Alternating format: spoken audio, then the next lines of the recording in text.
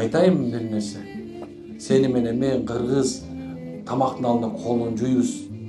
Бизге колго суу куят. Суу куюп бүткөндөн кийин балага бата беребиз биз. Өркүн өссүн, карыба, арыба деп.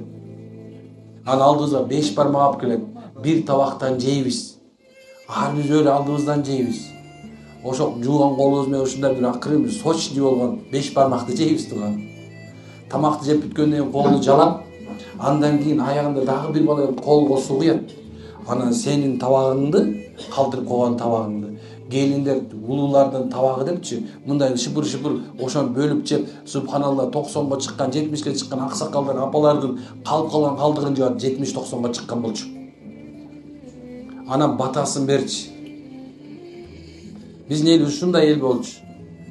Бири-бирине кирип кадимгидей эле, бири-бирине жакшынакай эле бата берип, бирине кошунан катып калган наны болсо бөлүшүп жеп, анан кийин ошентип биз жашап эле келип, өсүп, өнүп эле келгенбиз. Бирок азыр курсагың ток болгондон кийин эмнекен аксакалдын аркасында калган тамакты жегин келбей калды. Эмнекенсе вирус дейт. Тандайт. Ар бирибиздин 10дон кийимибиз бар. Ар бирибиздин 10дон кийимибиз бар. Топудан эле 7 бар. Көйнөктөнчү, летний көйнөктөн эле 100 бар дагычы. Ушундай жумушка да азыр тойго бараткандай кийинип келе атабыз. Бирок бактысызбыз. Ошонун себебинен келди. Ай, Кудайдын кулумун, Мухаммед үммөтүнөн жашаган кыргыз. Ошо мен каада салтын унуткан эмес. Ошо каада салтыңды карма, диниңди карма, аалымдарыңды ук. Сага кел эскертип коюп көчөдө такылдатып келбей, Кудай дегиле деп аткан жанакыл даватчыларды ук. Анткени сага жөн эле келген жок. Эгер сен курсагың ток, кийимиң бүтүн көп баштаганыңда, Алла Таала жиберди өзүнүн аскерин. Алла кааласа ошону аскерин жиберип сага сына берет, Алла кааласа өз иттерин бар жиберип туруп сына берет. Кудайым эгерде ити менен сени сыноого сала турган болсо, анда субханалла ал иттер аябайт уже, тиштейт ал.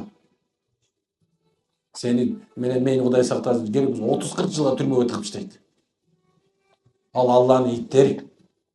Ушинтип сынайт. Каалап койсо ал ушундай бир оңдо чоң келет да, анан чорныймын дейт да, чекиңе пистолет таккандачы, өмүр бою тапканыңды бересиң. Иттери ушундай. Алла ушундай сынайт. Кээ бирлерин бутуңду сындырып сынайт, кээ бирлерин башыңды сындырып сынайт, кээ бирлер субханалла ушундай бир эме сынайт. Анткени курсагың ток, эмне кыларын билбей калганда, Кудай Таала жолуңду таап берет деген сөз. Аял болсун, эркек болсун. Аз аялдарыбызда курсагы ток болгондон эмне кыларын билбей калды. Тырмактар муну 0,5 сантиметр, көздөрүнүн кирпиктери 4 сантиметр, субханалла, чачтардын баары тең полубокс, кийимдердин баардыгын чипчийган, эмне кыларын билбей калды. Кандай кийинери болот? Эркекке толук окшошуп бүттү да. Ошого ыраазы болуп, мен аялым деп тааныштырып койгондочу.